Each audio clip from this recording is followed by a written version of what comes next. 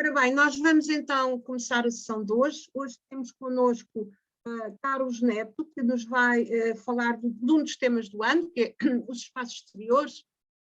Aliás, os dois temas relacionam-se, não é? Área e espaços exteriores, mas Carlos Neto Ferreira é professor catedrático da Faculdade de Motricidade Humana da Universidade de Lisboa, foi presidente da Casa da Praia, Centro Dr. João dos Santos e membro efetivo do Conselho Geral da Universidade de Lisboa.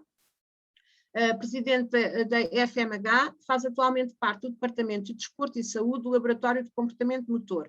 É autor dos livros Jogo e Desenvolvimento da Criança, Motricidade e Jogo na Infância, Tópicos em Desenvolvimento na Infância e Adolescência e Brincar em Cascais, Libertem as Crianças. Temos então Carlos Neto, muito obrigado pela sua presença e por ter aceito o nosso convite. A sessão é então sua. Muito boa tarde a todos e a todas. Eu queria cumprimentar, em primeiro lugar, saudar o 25º aniversário do Programa Nacional Ecoescolas. Também um tema muito importante e pertinente, que é discutir a questão da gestão ambiental na escola, e cumprimentar a doutora Margarida Gomes, como coordenadora nacional, e também minha interlocutora até este momento desta palestra. Eu, para ser mais sintético, vou partilhar uma pequena tela, julgo que tenho 20 minutos, para ver se consigo, de facto, desenvolver o tema de uma forma mais adequada. Ora, com licença. Já está.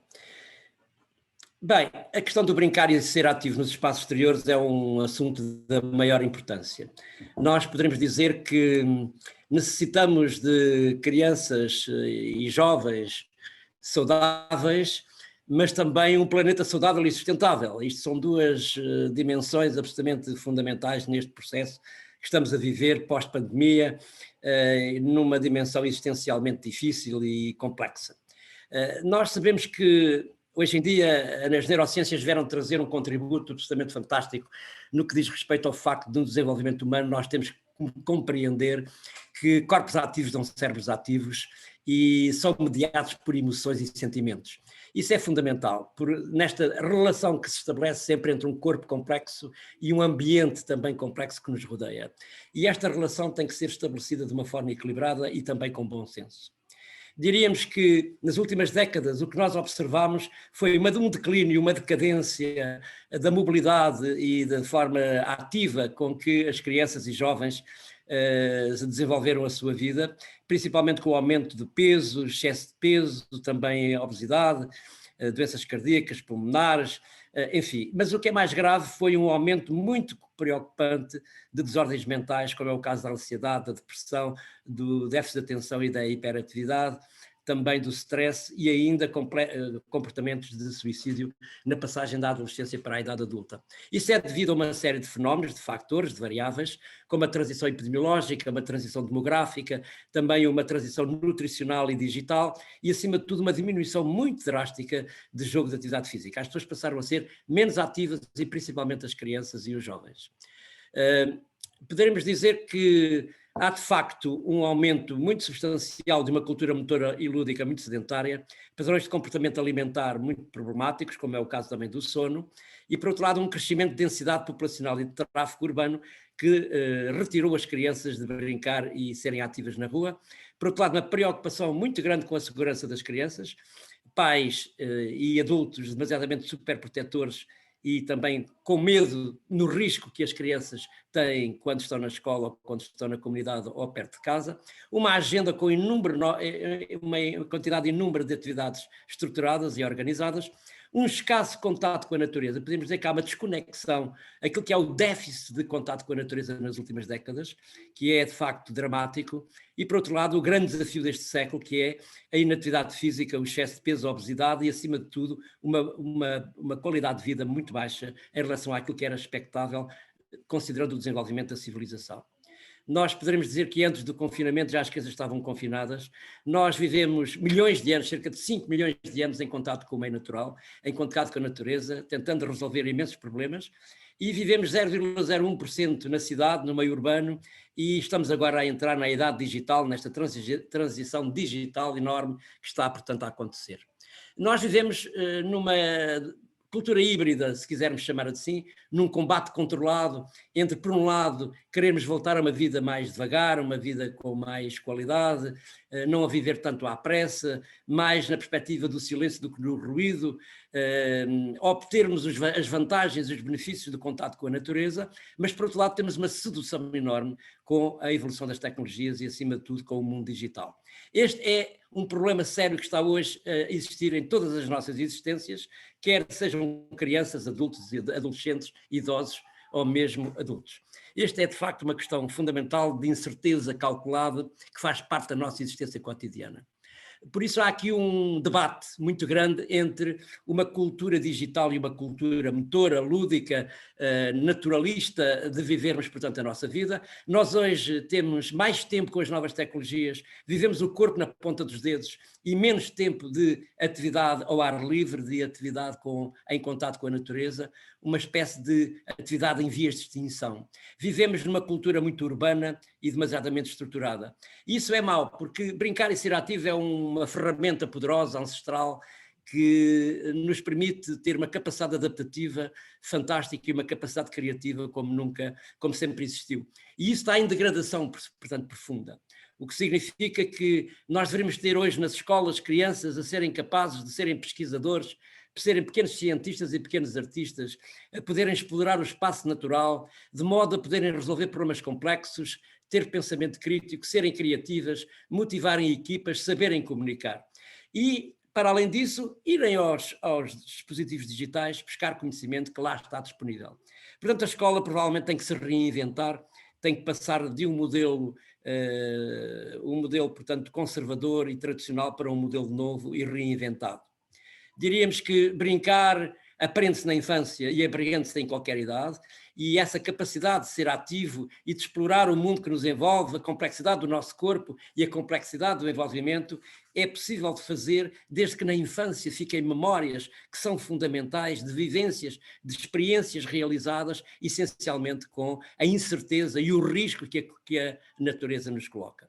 Por isso, esta pandemia vem-nos trazer algumas coisas novas, como aprender a viver com a incerteza, uma espécie de pandemia do medo que é pior que o vírus, uma espécie de Big Brother existencial, vivendo em confinamento em casa, com o ensino remoto à distância e com o regresso à escola, que muitas vezes é muito problemático com todas as regras sanitárias demasiadamente rígidas que estão a acontecer e que levam que as crianças não se possam agarrar, não se possam tocar, como se isso fosse uma categoria que não fizesse parte do comportamento humano. O que nós observamos neste primeiro e segundo confinamento, e a minha experiência com contato com crianças, dos 3 aos 12 anos, é o aparecimento de coisas completamente novas e surpreendentes, como sentimentos de solidão, falta de autoestima, necessidade de grande socialização, regressão nas suas competências motoras e também energias vitais descontroladas, assim como uma agenda fechada de brincar, jogar e praticar desporto, isto é, um medo generalizado que se colocou à volta das crianças. E uma gestão do tempo, muitas vezes, demasiadamente organizada e pouco livre.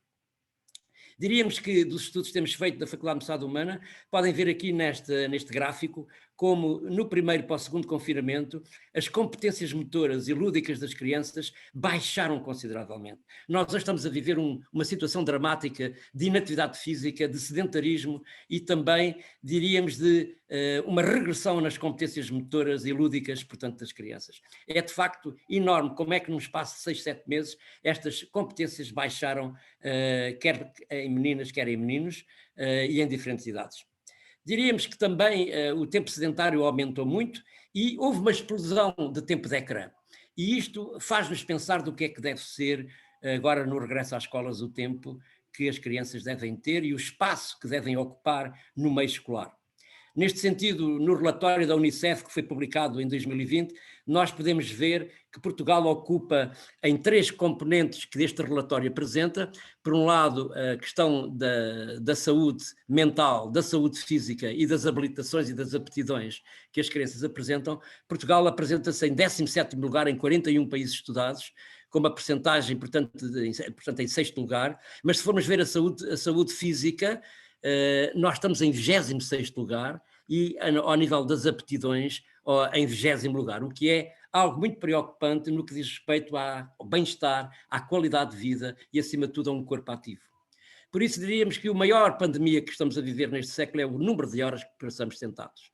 Ora, nós temos que libertar o corpo desta prisão enorme de horas e horas seguidas frente aos ecrãs, sentados em teletrabalho, em telescola, em ensino remoto, à distância. Esta é uma pandemia para todo o corpo, com todos os aspectos negativos que tem para a saúde, da coluna, saúde orgânica. É uma verdadeira hecatombe do ponto de vista de saúde mental, mas também de saúde emocional e de saúde social. Por isso é preciso perceber que esta postura está, neste momento, a sofrer consequências enormes por nos termos colocado numa situação fechada e perante muitas horas frente ao ecrã. Isso tem enormes problemas de saúde. Nós sabemos que o sedentarismo, a iliteracia física, motora e emocional é um problema de saúde pública e a melhor forma, o melhor medicamento de eficácia comprovada é o jogo de atividade física e principalmente ao ar livre em relação com a natureza. Nós podemos dizer que estamos a viver um período de analfabetismo motor como nunca existiu na humanidade, com problemas relacionados com a motivação, com a confiança, a competência motora, o conhecimento e compreensão de valorizar e assumir a responsabilidade em práticas que são fundamentais na nossa vida cotidiana e, acima de tudo, uma consciência de que estamos a ter uma dimensão muito problemática do ponto de vista de disponibilidade e adaptação motora em relação às diferentes atividades do nosso cotidiano. Por isso, nós podemos dizer que esta iliteracia motora provoca uma diminuição da intensidade do esforço, uma pobreza no equilíbrio e na postura, que são coisas fundamentais na vida do ser humano. Não é por acaso que nós somos o único animal que se põe de pé, e por isso é o único animal que tem uma testa, por isso é que contesta. Quer dizer que é o único animal que tem uma capacidade de abstração e por isso tem uma consciência do que é a vida e o que é a morte. E por isso as crianças precisam de brincar, de se desafiar, de se superar, de estar perto dos deuses, de se ausentar, porque essa é uma forma fundamental de perceber a vida.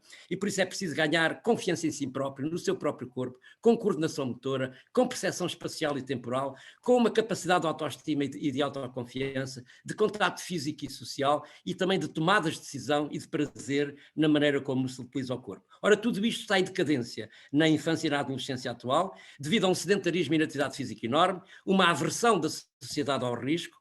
Hoje as crianças já não conseguem subir às árvores, é uma atividade radical no tempo moderno, não é?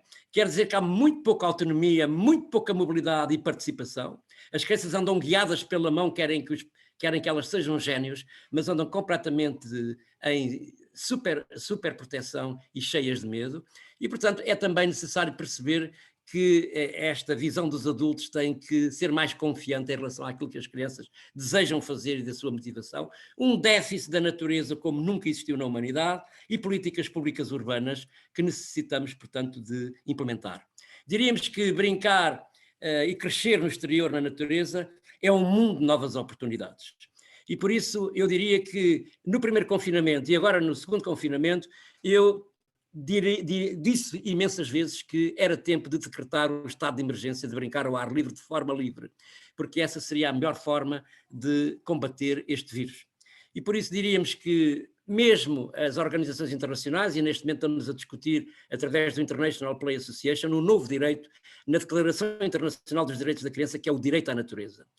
E isso é algo que é muito importante para o futuro, termos este direito garantido em termos internacionais, com todos os Estados-membros a poder, portanto, de facto, aprová-lo, porque é de facto um direito essencial. Nós podemos dizer que a natureza é mágica, a natureza dá-nos vida, dá-nos energia. É uma evidência científica que o verde, o azul, é bom para a saúde, é bom para todos, porque aumenta a atividade motora, a atividade lúdica, a atividade física, melhora a capacidade atencional, implementa a função executiva e a autorregulação, desenvolve a habilidade cognitiva.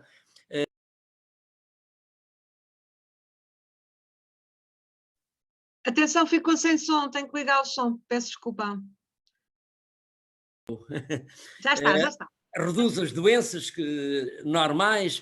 Podemos dizer que o contato com a natureza é de facto o milagre que provoca ao ser humano uma capacidade de resiliência e uma capacidade de imunização interior, estimular a riqueza do brincar, reduz o stress, provoca crianças e jovens mais inteligentes, mais saudáveis e mais felizes, adultos mais responsáveis e protetores do meio ambiente, maior consciência ambiental, que é uma questão que é absolutamente essencial, para além de reduzir o risco, a miopia, aumentar a vitamina D, aumentar as células T. A natureza e o contato com ela têm todos os benefícios para a saúde mental e para a saúde física.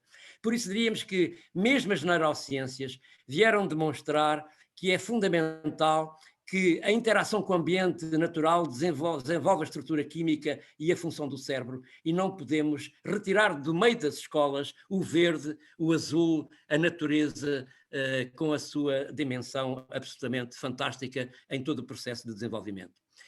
Há um problema que eu considero que merece debate e discussão e reflexão, que é quando nós falamos no espaço escolar, estarmos a falar em espaço da sala de aula e espaço de recreio.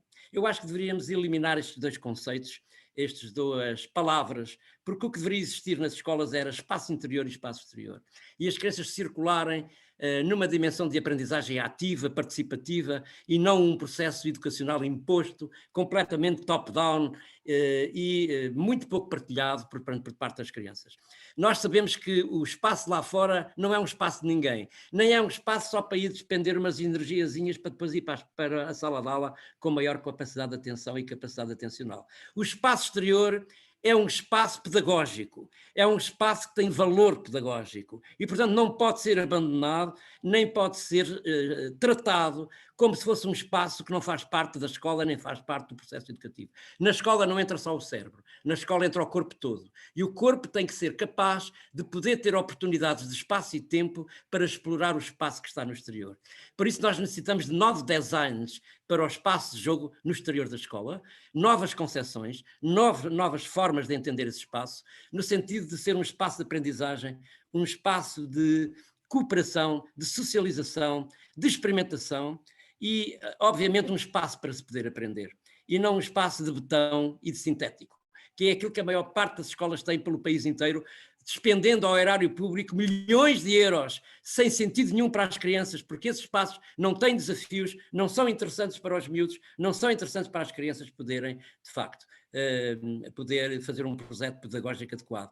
Por isso é necessário construir um modelo mais centrado na autonomia e para um futuro desconhecido, que é o que a sociedade futura é, uma sociedade que é incerta, que nós ainda não sabemos bem qual é o seu contorno, mas passar de pedagogias replicativas e explicativas para dinâmicas educativas baseadas na autonomia e na participação. Passar de pedagogia de corpos passivos e dependentes para uma aprendizagem inteligente através da curiosidade e também da criatividade e da experiência pelo erro. E não uma pedagogia pré-formatada que é igual para todos ao mesmo tempo, na mesma hora e da mesma maneira.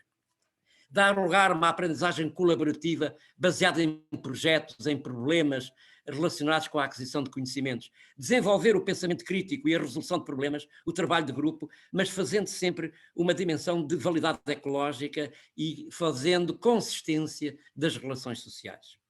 Diríamos que é fundamental que esse processo educativo seja recheado de sentimentos, de emoções e as decisões serem colocadas numa perspectiva que não é meramente linear, mas é uma dimensão que se aprende vivendo pelo próprio corpo as aprendizagens e sendo ativo. Ensinar e aprender, tendo atenção o que é ser criança, é tomar decisões na perspectiva das emoções, dos sentimentos, de acordo com o contexto cultural. E por isso significa que estar na escola, pensar a escola, é pensar na vinculação afetiva, na empatia. O processo de educar é um processo presencial e de relação. Nós podemos ter computadores daqui a 20 anos mais baratos, mas o professor é insubstituível e a natureza é insubstituível. Por mais que esse império das novas tecnologias, da inteligência artificial venha mudar o mundo, nós não podemos dispensar o contato humano, o contato físico, o abraço, o toque, porque isso é essencial na nossa estruturação como pessoas, como seres humanos. E, portanto, diria que nós necessitamos de colocar as crianças como pequenos pesquisadores, como pequenos cientistas, como pequenos artistas, principalmente ao ar livre, dando instrumentos, dando ferramentas para que eles possam descobrir por eles mesmos, em função das suas motivações, das suas capacidades, dos seus talentos. Cada criança é uma criança e tem a oportunidade e o direito de poder fazer um percurso escolar de acordo que é, no fundo, as suas motivações intrínsecas. E por isso é necessário que os espaços exteriores sejam interessantes, sejam desafiantes, tenham capacidade de risco, em que se possa ir buscar a força do inconsciente, quer individual, quer coletiva, despertar os desejos ancestrais como perseguir, ser perseguido e lutar, como elas gostam de fazer, andar às escondidas, aos polícias e ladrões, aos locais secretos, subir às árvores, ter riscos para correr, compreender a complexidade do corpo na relação com a natureza, desenvolver a curiosidade, a exploração e a descoberta, a autonomia e a participação, e também libertar-se do medo, destas topofobias, destas crenças dos adultos que tentam impor o seu tempo à criança. A criança hoje é vítima do tempo dos adultos e temos que ter uma criança, uma criança e uma escola aberta, de modo a que elas possam de facto ter uma escola nova e aprender a busca do prazer e a naturalizar as suas aprendizagens também em contexto virtual. E por isso é preciso humanizar e naturalizar os espaços de jogo exteriores nas escolas. Esta é a maior prioridade no nosso sistema educativo. Eu diria que é um momento oportuno para fazer acordos com o poder local no sentido de mudar os espaços exteriores das escolas, desde a creche até à universidade. Isto é, acabar com o sintético e com o betão, porque isso não é desafiante para a criança, nem é prazeroso, portanto, para ela. E por isso é preciso desenvolver espaços em que seja possível o sucesso académico através de uma estimulação do ponto de vista social, mas também neurológico e também psicológico. Nós deveríamos ter qualidade experiencial nas escolas e não redes, prisões, auspícios, uma espécie de escolas que aprisionam a criança sentadas e quietas nas cadeiras. Todo dia, há crianças que passam 10 horas na escola e dessas 10 horas passam 5 ou 6 horas sentadas. Isto é um crime. Devemos libertar as crianças dessas prisões onde vivem, para que tenhamos territórios de experiências de desenvolvimento, para que possamos ter materiais, equipamentos, um design ecológico, de modo a que elas possam ter desafios para poderem aprender coisas fundamentais para o seu futuro e para o sucesso na vida adulta. Um design que seja natural, que seja de facto amigo da natureza, de modo a que haja condições de conforto para poder aprender e não escolas despidas de interesse, em que só interessa a cadeira e a sala de aula. A escola não é só a sala de aula, a escola é mais do que isso. É espaço exterior que deve ser valorizado do ponto de vista daquilo que são a diversidade ambiental, a consciência ambiental, para que elas possam, de facto, aprender a serem pesquisadoras desde o início, com um conforto verde, azul, com um conforto de socialização, mas também de aprendizagem. Pode-se tirar a sala de aula lá para fora, ainda mais agora em tempo pós-pandémico, é a melhor solução para esta dimensão que estamos a viver. Todas as aprendizagens se podem fazer lá fora. É uma questão de valorização por parte dos educadores e dos auxiliares, para que mudem o chip, mudem o paradigma, para que possamos avançar para outra dimensão. O espaço exterior tem que ter sempre valor de bem-estar. Isto é, o que o espaço convida a sentir e a fazer. Por outro lado, um valor lúdico, o que o espaço convida a fazer, a pensar e a imaginar. Por outro lado, um valor de uso, um espaço que permita a motivação e a frequência de utilização. Hoje há crianças que a partir do segundo ciclo, por exemplo, nos espaços exteriores, passam a vida agarrados aos telemóveis. Hoje a escola está a fomentar o sedentarismo e a perca de saúde mental, porque de facto os espaços não têm valorização, não têm valor lúdico, não têm valor de uso, não têm valor de aprendizagem também. O espaço tem que possibilitar descobrir, explorar e aprender, mas também o valor de risco, o que o espaço permite de desafio motor, emocional, mental e social. Vejamos o que é que se passa hoje nos espaços exteriores das escolas. É uma verdadeira desolação, porque não tem interesse para as crianças, não é? Nem para os jovens. E temos que também ir buscar uma compreensão daquilo que é a diversidade da natureza. Escolas verdes, escolas que sejam interessantes, que possam permitir colocar elementos soltos, materiais soltos, para que as crianças possam ter qualidade de brincadeira, qualidade de desenvolvimento, qualidade de aprendizagem, qualidade de pesquisa, onde se possa buscar mais elementos naturais do que propriamente elementos artificiais ou elementos que não têm, de facto, interesse para os mais jovens. Portanto, diríamos que seria natural também que pudéssemos ter aquilo que eu designaria como caixas de areia, taludes, escorregas, pontes de madeira, que pudéssemos também ter pontes de água. Porquê é que não existe água? Porquê é que não existem pedras? Porquê é que não existem paus? Porquê é que não existem elementos naturais no espaço das escolas?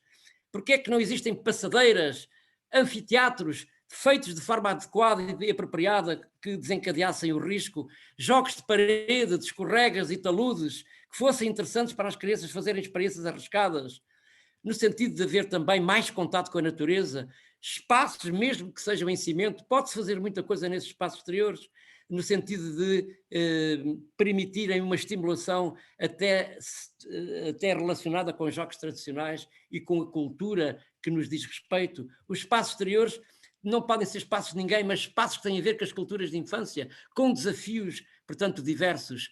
E também, obviamente, que é possível fazer muita coisa que está ao alcance dos professores, da comunidade educativa, das autarquias, fazer projetos em conjunto e também, obviamente, fazer um design interessante para que as crianças possam, de facto, ter maior grau de experimentação com uma diversidade, de facto, de materiais, não é? E, obviamente, muito espaço verde e muita natureza e muita vegetação, que é absolutamente essencial. Por isso diríamos que é necessário regressar ao futuro reinventando o presente da escola e também nesta situação pós-pandemia, mudar a escola para um novo paradigma, tornar as ruas e cidades mais verdes, a maior participação urbana e urbanística, ultrapassar o déficit de contato com a natureza, mais mobilidade e interação social, mais tempo livre em casa, na escola e na comunidade, aumentar a literacia motora, lúdica e digital e melhorar a qualidade de vida e bem-estar. Diríamos que, e o meu tempo já está a acabar, é preciso libertar as crianças. E libertar as crianças no sentido de brincarem mais tempo e serem mais ativas, haver maior equilíbrio entre tempo organizado e tempo não organizado, acabar com essa decadência sedentária em que estamos a viver, ultrapassar essas barreiras, ter mais risco, mais atividade física, mais atividade lúdica, maior conexão com a natureza, maior espaço e tempo para brincarem e jogarem, mais autonomia e mais participação e, acima de tudo, eu diria escolas, famílias e também cidades mais ativas. Nós temos que fazer aqui um pacto de sustentabilidade entre a família, a escola e a comunidade. E as ecoescolas, do meu ponto de vista, deveriam ser esse projeto que se transmite de uma forma multidisciplinar, no sentido de criar uma consciência ambiental mais adequada para o futuro, uma maior sustentabilidade da vida humana, considerando esta trilogia, ou esta troika, se quiserem, para que todos possam ser mais participativos e termos uma escola mais ativa e não uma escola tradicional e, portanto, uma escola clássica. Para terminar, diria só que é preciso criar uma rede educativa integral, com um espírito de comunidade, uma governança coletiva e comunitária, com uma possibilidade de promover estilos ativos como a autonomia e vivência do território, porque as crianças que não vivem o território não têm identidade. Hoje há crianças que crescem em espaços residenciais, em cidades, aldeias e vilas, que não têm identidade do local onde crescem. E se nós puxarmos pelas nossas memórias, aquilo que mais nos fica como identidade foi o espaço onde vivemos, os amigos que tivemos na rua. E, por outro lado, quando andámos todos à pancada, ficámos todos amigos. E hoje as crianças têm tudo pronto e tudo dado na hora. Têm uma situação desesperada de uma visão completamente super protegida. E também com medos que as rodeiam de uma forma inaceitável. É preciso, portanto, promover um novo conceito de qualidade de vida, um estilo de vida mais ativo, autonomia de vivência do território, participação nas relações humanas, atividades formais e informais com maior equilíbrio, economias saudáveis dependem de ambientes saudáveis. Como é óbvio, um território urbano implica mais natureza, mais sustentabilidade, mais inovação, mais superação e também participação. Capacidade adaptativa e criativa é o que nos exige, a partir de agora, a criação de uma nova escola, de uma nova família, de uma nova comunidade. Amigos da natureza, cidades amigas e também educadoras, que permitam aprendizagens múltiplas, aprendizagens críticas, que as crianças tenham capacidade de poder pensar de forma adequada, com relações sociais consistentes e também de uma consciência, portanto, comunitária. E, obviamente, uma regulação emocional e uma resiliência, que é aquilo que a natureza, obviamente, nos dá, não é? E por isso é necessário percebermos o que é esta questão da mobilidade ativa em territórios como é o território educativo, mas também o território comunitário. O conceito de mobilidade é fundamental que seja percebido na mobilidade social, nestas mutações contemporâneas, nesta transformação da mobilidade, espaços, populações e trajetórias, a ambiguidade desta mobilidade. Veja-se este Big Brother que vivemos agora no último 2 meses, que ficámos completamente fechados em casa. Há múltiplas temporalidades urbanas, há múltiplas culturas urbanas e temos que ter instituições, atores e territórios com mobilidade. Temos que ter, portanto, uma atividade regular com um nível de intensidade motora, física e lúdica, um conforto ambiental, mobilidade do corpo, vivência do território e um estilo de vida ativo e também, obviamente, para conseguirmos ter margem de risco e também margem de segurança. Eu vou ter mesmo que terminar, já acabei o meu tempo, mas necessitamos de acabar com as barreiras sociais e políticas, acabar com o stress, não é? Este emprego e convivência demasiadamente rude, demasiadamente organizada e estruturada, ter uma gestão do tempo. As crianças são vítimas do trabalho dos pais. Os pais não têm disponibilidade para estar com os filhos. Isto agora percebeu-se claramente quando foi este confinamento, não é? É preciso maior harmonização entre a família, o trabalho e, por outro lado, o tempo que a criança passa na escola. Uma maior harmonização de políticas públicas para permitir mais qualidade de vida, um cotidiano de vida que seja mais ativo, com um novo paradigma, com maior transversalidade, com maior dimensão multidisciplinar, para provocar um desenvolvimento humano para o futuro, para uma nova civilização, para uma nova era que vem aí, que nós ainda desconhecemos. Temos que ultrapassar as barreiras arquitetónicas, criar um novo planeamento urbano, um espaço físico com autonomia e mobilidade para uma vida mais ativa. E, obviamente, que necessitamos de cidades e escolas adaptadas às crianças e jovens, com territórios e itinerários urbanos na infância, viver em conjunto na cidade e na escola, viver bem sobre o olhar dos outros, uma integração e também uma inclusão da cidade e não uma exclusão, e uma participação para o bem-estar. Nós necessitamos, de facto, de estratégias e políticas públicas para combater este sedentarismo e promover o jogo e a atividade física e também desportiva em crianças e jovens em contato com o meio natural. Eu vou passar assim rapidamente, tinha aqui mais coisas para falar, mas já não tenho tempo, mas dizer que é necessário nas escolas, nas cidades, criar espaços junto às habitações, ruas para brincar, praças e passeios ativos, espaços verdes de qualidade nas escolas, espaços escolares humanizados, restrição à mobilidade automóvel. Nós somos o terceiro país mais seguro do mundo. Somos o primeiro país mais seguro da comunidade europeia. Não há razão nenhuma de um país fantástico, com uma cultura, com um clima, de estar tudo fechado, estar tudo amarrado, estar tudo preso. Parecem colégios militares, parecem hospícios. Isto não tem nenhum sentido. Vamos trazer as crianças lá para fora. Vamos libertá-las das prisões em que vivem, para que sejam sujeitos com maior mobilidade e com maior felicidade. Temos que mudar, fazer uma revolução tranquila na escola e na cidade, para que possamos convidar que todos venham para a rua para fazer uma festa, para se abraçarem, como no átrio da igreja, como acontecia na Idade Média. Nem que seja para dizer mal uns dos outros, mas vir todos cá para fora, de modo a podermos viver em maior comunidade e em maior fraternidade. Por isso necessitamos de espaço público com outra dimensão, com uma noção de tempo e de espaço mais vivido, mais experimentado, com mais capacidade de pesquisar, de olhar, de contemplar. Precisamos de encontrar aqui uma fórmula matemática que possa permitir que tenhamos o corpo ativo e ao mesmo tempo contemplativo.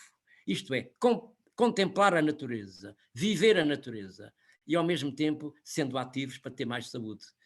Portanto, ter a noção das representações do espaço, dos jogos, das dinâmicas de grupo, das margens de risco, das vivências do tempo, da vivência do território e de um corpo imaginário de fantasia que é absolutamente essencial.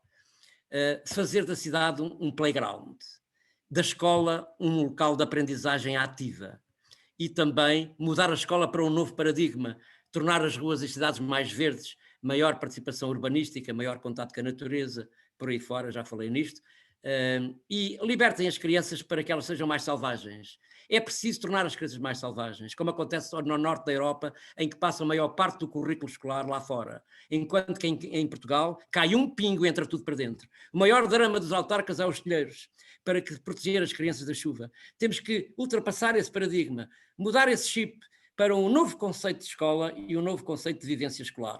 O melhor presente para as crianças, para serem ativas neste momento de pandemia e pós-pandémico, é terem tempo e espaço para poderem crescer e aprender com a natureza.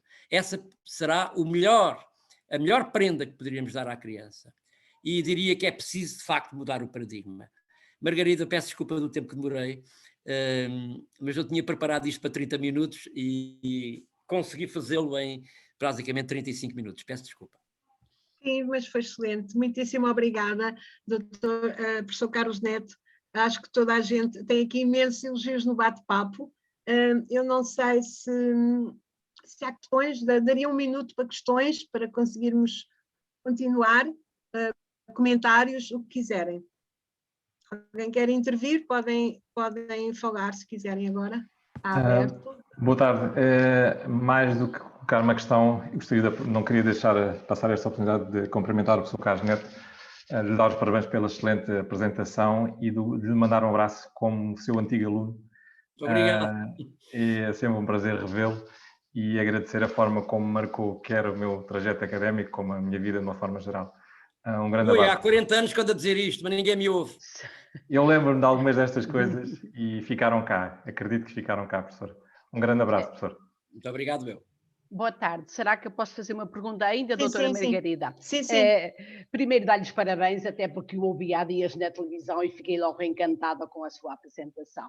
Em segundo lugar, dizer que concordo plenamente com este novo acreditar que as coisas vão mudar, mas penso que não era preciso haver mudanças tão estruturais, até porque na escola onde eu estou temos espaços verdes, temos jardins, temos circuitos. O problema está no sistema educativo que não nos deixa, muitas vezes, ir para a rua, sair para a rua, porque não temos tempo para lecionar os nossos conteúdos programáticos. Vai-me dizer, sim, pode fazê-lo na rua. Sim, vou muitas vezes para lá ler debaixo das árvores. Mas temos um programa a cumprir. E eu acho que o que deveria estar agora aqui, ou o que deveria começar era alterar um bocadinho o sistema educativo, o paradigma, o próprio currículo e deixarem-nos então, nós professores, que amamos a natureza, que somos a natureza, que vemos como luz para a rua, mas exigem-nos também um trabalho muito burocrático para nós sairmos. E para termos pedras na escola, temos a segurança, temos o programa, temos aqueles projetos de segurança que dizem que não podem ter, porque depois racha a cabeça e ai Jesus e vem a comunicação social. Lembro que numa escola do meu agrupamento havia uma árvore, 2 ou 3 árvores, e os pais tiveram que se insurgiram-se, manifestaram-se, tivemos que cortar uma árvore, porque um aluno tinha caído e foi internado e teve graves consequências. Nós também temos que jogar com isso tudo, doutor. Eu compreendo, eu sou uma amante da natureza. Mas sintetizar que nós já estamos atrasados. O Carlos Neto quer dar uma resposta e eu acho muito interessante esta intervenção da professora Isilda, porque de facto há muitas barreiras e há muitos constrangimentos. A começar, obviamente, pelos pais. Nós temos que fazer muita formação parental. Eu daria a sugestão de que as escolas começassem a fazer com muita urgência formação de pais e fazer também experiências, trazendo os pais às escolas para trabalharem com os filhos e perceberem o que é, provavelmente, irem buscar as suas representações de infância, as suas imagens de infância que ficaram apagadas. E, obviamente, nós, em vários projetos que estamos a fazer com autarquias, estamos a criar projetos muito interessantes e já há muitas boas experiências que estão a ser feitas em Portugal. É possível, não é nenhuma utopia. Isto que eu estou a dizer é possível de fazer, já está a ser experimentado. Veja-se o Brincar em Cascais, a perspectiva também de trabalho com a autarquia de Torres Vedras, de Lisboa, de Oeiras. Estamos a fazer também aí no Norte várias experiências. É possível. Agora, fazer muita formação parental, fazer formação dos auxiliares, fazer formação dos professores, porque muitas vezes é preciso sair da zona de conforto. E isso é possível de fazer. Agora, obviamente que o futuro é digital, mas o futuro também é não esquecer os milhões de anos que temos em contato com a natureza. Nós temos que fazer aqui um equilíbrio, um bom senso, como dizia Freinet, é preciso ter bom senso na pedagogia, é um ato de bom senso. E, portanto, nós não podemos agora ficar completamente seduzidos pelos computadores. Há crianças que estão a passar 5 a 10 horas por dia frente aos digitais e isso não pode acontecer. Nós temos que criar aqui um equilíbrio. Mas fazer muita formação parental e aproveitar para fazer projetos, parcerias com as autarquias para mudar o cenário dos espaços exteriores. Depois é uma aventura.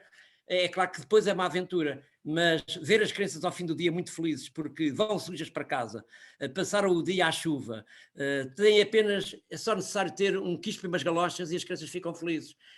No norte da Europa elas passam 4 ou 5 horas por dia lá fora. Em Portugal, às vezes nem têm tempo ao intervalo. É uma vergonha nacional.